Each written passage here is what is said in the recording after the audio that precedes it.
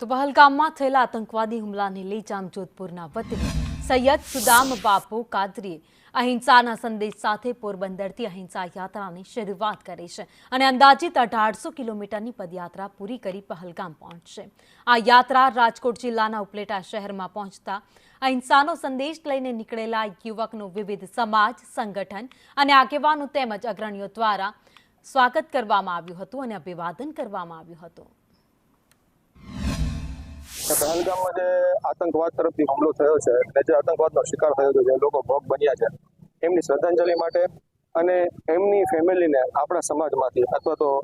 मारा ग्रुपमांथी हूँ कांई पण रेस करी ने ए लोकोने अर्पित करी शकूँ, मारो समाज अर्पित करी शके एवी मारी खास मारा मित्रों, मारा ग्रुप पासे अने मारा समाज पासे हूँ अपेक्षा राखुं छुं के 10 रुपया 20 रुपया दई अने